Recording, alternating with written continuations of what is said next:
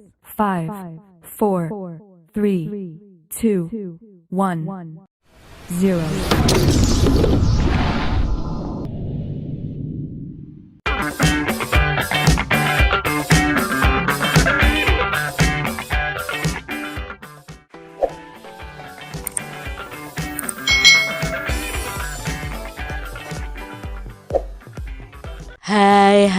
Hai. Selamat datang di channel YouTube Kak Citra. Halo adik-adik semuanya, apa kabar nih kalian semua? Berjumpa lagi bersama Kak Citra dalam pembelajaran tematik kelas 4.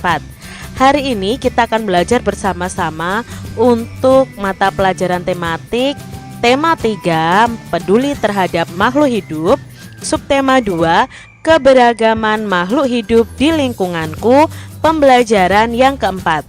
Mari adik-adik kita belajar dengan penuh semangat. Ada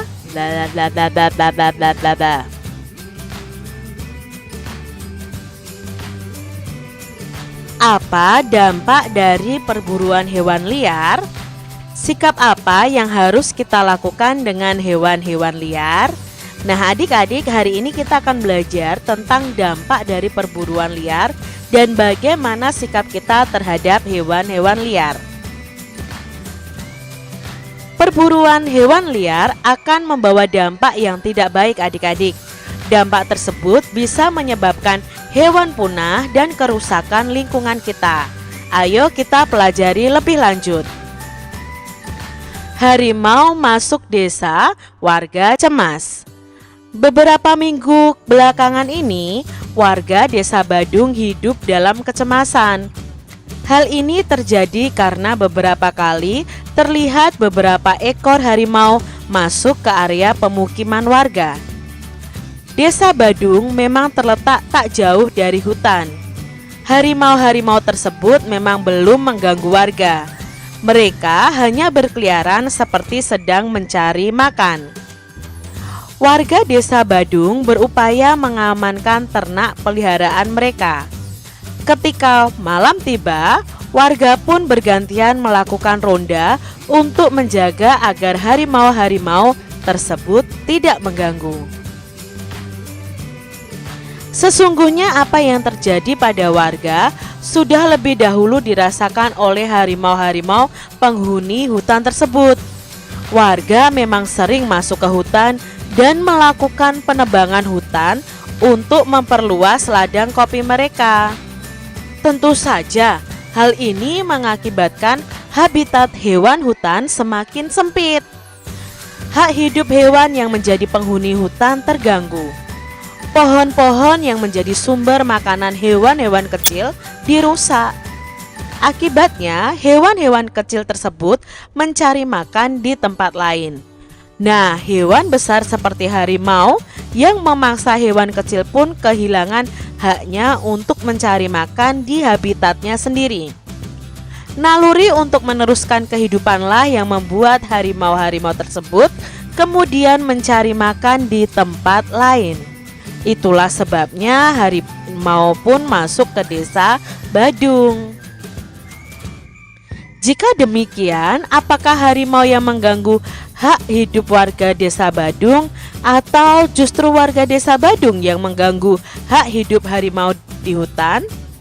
Manusia itu dikaruniai akal, budi pekerti, dan kebijaksanaan. Sudah seharusnya manusialah yang memahami kewajiban untuk menjaga hak hidup makhluk lain di sekitarnya, termasuk harimau. Nah adik-adik, dari bacaan ini kita mengetahui bahwa habitat harimau itu mulai sempit adik-adik, sehingga harimau ini mencari makan di lingkungan atau di pemukiman warga, dan itu membuat resah pemukiman warga. Nah harimau ini mencari makan di pemukiman warga karena apa adik-adik? Hutannya banyak ditebangi oleh warga Desa Badung, dijadikan lahan kopi adik-adik. Jadi ada dampak negatif dari penebangan hutan secara liar adik-adik. Jadi hewan-hewan yang di dalamnya itu akan terganggu habitatnya. Apa yang dilakukan warga terhadap hutan? Nah, warga tadi sedang apa adik-adik? Melakukan penebangan hutan untuk memperluas ladang kopi mereka. Apa yang terjadi dengan harimau? Ya, harimau yang memangsa hewan kecil kehilangan haknya untuk mencari makan di habitatnya sendiri. Lalu apa yang terjadi dengan penduduk desa ketika harimau masuk ke desa mereka adik-adik? Nah, warga desa Badung berupaya mengamankan ternak mereka dengan cara bergantian melakukan ronda untuk menjaga agar harimau-harimau tersebut tidak mengganggu. Mereka merasa cemas adik-adik. Lalu mengapa harimau masuk ke desa adik-adik? Ya karena harimau mencari makan, karena di hutan sendiri hewan kecilnya sudah pergi dari hutan sehingga harimau tidak memiliki makanan. Setujukah kamu dengan warga yang menebang kayu di hutan? Coba adik-adik jelaskan. Kalau Kak Citra tidak setuju adik-adik, karena hutan itu sebagai habitat hewan-hewan, tidak boleh dirusak. Apakah yang dilakukan warga itu melanggar hak-hak hewan? Coba adik-adik jelaskan apakah melanggar atau tidak ya? Tentunya melanggar adik-adik, karena hak hewan itu mendapatkan makanannya di tempat tinggalnya yaitu di hutan. Jadi warga sudah melanggar hak hewan. Apakah yang dilakukan penebang pohon juga melanggar hak-hak masyarakat di sekitar? Nah, orang-orang yang menebang pohon apakah juga melanggar hak orang di sekitar mereka? Tentunya melanggar, karena warga sekitar juga berhak mendapatkan lingkungan yang mendukung kehidupan. Dengan adanya hutan, warga tidak kekurangan air bersih. Namun kalau hutannya gundul, air sulit ditemukan. Kalau hutannya dalam keadaan yang baik, tidak ditebangi, maka warga juga tidak akan cemas kedatangan harimau adik-adik. Nah, di sini ternyata penebang pohon pun melanggar hak-hak masyarakat di sekitar. Jika kamu menjadi warga tersebut, apa yang akan kamu lakukan adik-adik? Nah, yang harusnya kita lakukan apa? Sebaiknya sebagai warga harus menjaga kelestarian hutan. Jika ingin memanfaatkan hutan, harus dilaksanakan atau dilakukan dengan cara yang bijak, tidak asal tebang adik-adik. Lalu apa kewajiban yang seharusnya dilakukan oleh warga?